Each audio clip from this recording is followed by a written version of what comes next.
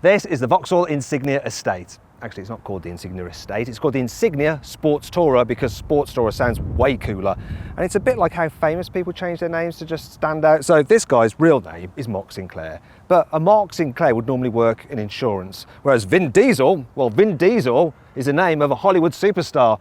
And this car's trying to be a bit of a superstar as well. You see, it's supposed to be good looking, it's supposed to be practical, it's supposed to be really well equipped, yet it's also supposed to be good value for money, and it is. So it starts at £18,500. Now if you click up there, you can go to carwow.co.uk and you can actually configure your ideal Insignia Estate, Sports Tourer, and you'll be able to get 5 offers back from top dealers within 24 hours and compare the prices without having to haggle. So the important thing on an estate car or a sports tourer is the boot capacity. The overall volume on this is very similar to something like a Ford Mondeo estate, a Mazda 6 estate. It's not as big as a Skoda Superb estate, but then that car, it's unfeasibly large. Now you can move the parcel shelf up like that or retract it entirely if you want to.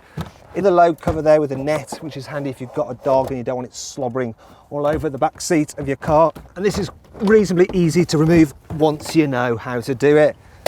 And there's quite a lot of nice features here in the boot. So you've got no load lip to lift stuff over, and you've got these scuff plates so that when you drag things out the back, you don't scratch your paintwork. There's various hooks to hang things off. You've got some cubbies there. If we look under here, there's some storage. Look, perfect for an iPad. There's also a 12-volt socket here, so you could plug in an electric vacuum cleaner and hoover up all those dog hairs. Now, if you want to carry longer items such as skis or snowboards and 2 rear passengers, you can fold down the middle seat. And to actually fold down the seats, you can do it electrically here from the boot, which is nice and handy. And then you are left with a nice flat low bay. Now the overall volume that you got there is ever so slightly more than you get with the Ford Mondeo estate, but once again, it's not quite as big as you get with the cavernous Skoda Superb estate. Now let's move on to the back seats. Check those out. I'll just put these back so I can get in and show you what's going on back here. Now, this car is absolutely huge here in the back. I mean, look how much legroom I've got. I can really stretch out. It's like a blooming Mercedes S-Class. It's lovely. You've got big windows as well, so it's not too dark. And there's some big windows just further back as well. It really helps make this feel nice and light here in the very back of the car. And it must sound very comfy. Headroom's good as well. Look at that, loads of headroom. Tall people will be fine back here. If you want to carry 3, yeah, there's this hump in the floor, but the footwells are big enough for everyone's feet. This middle seat is a little bit of a perch, so it's not the best estate car for carrying 3 in the back. This car's got heated rear electric seats. It's also got 2 USB ports for charging mobile devices. It's really good. I also like this as well. Check this out.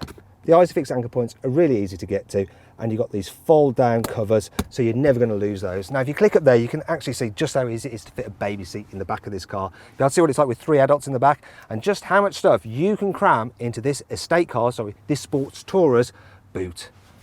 Yeah, is that gag getting kind of boring now? I promise not to do it again.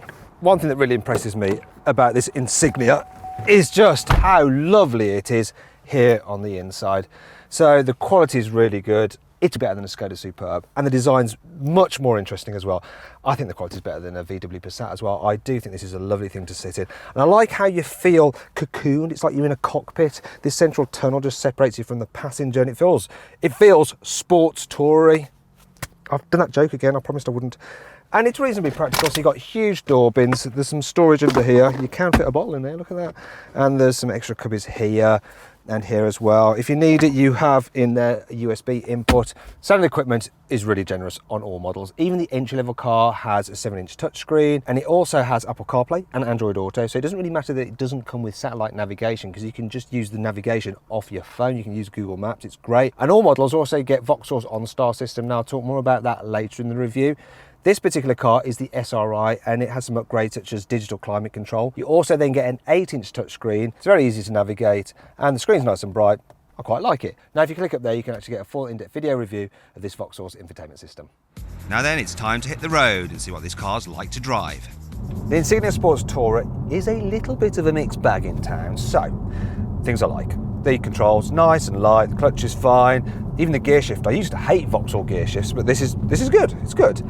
Then there's the suspension. I like the suspension as well. It's nice and supple, it deals well with bumps and potholes. What I'm not so keen on is the way this feels like such a big car to drive. Yes, it is a big car, but it really does feel ginormous. part of the reason for that is the windscreen. It's steeply raked and it's a long way away from you, so you can't really tell where the front corners of the car are. Then the back window, it's an alright size, but it's just so far away that you're really going to have to rely on those parking sensors. In fact, trying to navigate this car around town is a bit like trying to manoeuvre a huge oil tanker in a small, busy harbour. It's going to be a little bit difficult. And you can see the visibility for yourself by clicking up there to join me for a 360-degree passenger eye video. This car is without doubt most at home on the motorway. I mean, it's a really good long-distance cruiser, pretty much like every Vauxhall Insignia before it. The seats are nice and comfortable, it's generally quite relaxing, and it's reasonably quiet as well. It's not quite as quiet as a Volkswagen Passat estate, but it's fine. The only thing you really do notice is a little bit of tyre roar at speed. Then there's the engine. So if you're doing loads of miles, get the 2-litre diesel in this car. It's pretty quick and it's reasonably economical. So Vauxhall claims 56 miles per gallon, which isn't amazing, but I'm averaging in the real world 42 miles per gallon, which is okay for a car of this size. And the best thing about it is you've got a really tall 6th gear. So if I put it into 6 and I cruise along at 70, the engine is barely doing 2,000 revolutions per minute, which means it's hardly having to work at all. So that's really, really relaxing. If you're going to be mainly driving in town, get the 1.5 litre turbo petrol with 165 horsepower. It's nippy and it's smooth. I like that engine. Should you encounter a twisty road, the Vauxhall Insignia Sports Tourer it's more than adequate. So it goes where you want it to, it feels pretty secure. Yeah, it's fine. And this particular car has adjustable suspension, so at the press of a button I can put it into sports mode to stiffen things up, so then there's hardly any roll at all in the corners. Thing is though, this car never feels in any way, shape or form memorable to drive in the same way that a sporty Mazda 6 estate does. But then do you really want to remember every journey? What with all the traffic and everything these days? I know I don't. And that brings us on to the CarWow 5 things that aren't great about the Vauxhall Insignia Sports Tourer. When it's sunny, the dash reflects in the windscreen. It can sometimes be hard to see where you're going. Well, you can get the car with a digital instrument display. Why didn't Vauxhall make all the dials digital? It's left some of them analog. Seems stupid. I really like the look of this car, but these fake exhaust vents, they're just lame. The actual exhaust pipe for this guy's there. Yeah. The stalks for the indicator and windscreen wipers are just a little bit unnaturally high, so you have to stretch to reach them, then you're going to end up with repetitive strain injury. Because the car's fuse box is there, there's hardly any room in the glove box. Thankfully, the Insignia Sports Tourer has some redeeming features. Here's 5. The new Insignia Sports Tourer is up to 200 kilograms lighter than the old one, but like the old car, you can still get it with all-wheel drive. All cars get something called OnStar, which basically includes internet connectivity with Wi-Fi. It also has an SOS function. If you crash your car, it'll call the emergency services for you. You can actually connect to your car remotely using a smartphone app and control various functions. You can also find parking spaces using the system, and it has a remote diagnostic setting as well. It's pretty blooming good, basically. You can get IntelliLux headlamps with 32 individual LED lenses in them. They're super bright and they can also angle as you're going around a corner. This is a really good looking car with some cool details, such as the way this strip runs into the tail lamp. No wonder Vauxhall called this a sports tourer instead of an estate.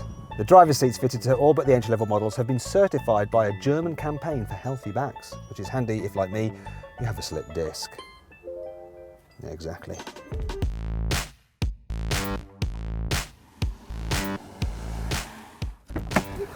Now, if you click up there, you can go to carwow.co.uk for more information or to compare offers on the Vauxhall Insignia Sports Tourer. So then, what's my overall verdict on it? Should you avoid it? Should you consider it? Should you shortlist it? Or should you just go right ahead and buy it? Well, I reckon you should shortlist it. That's because it's a really good looking, good value sports tourer. Sorry, estate car.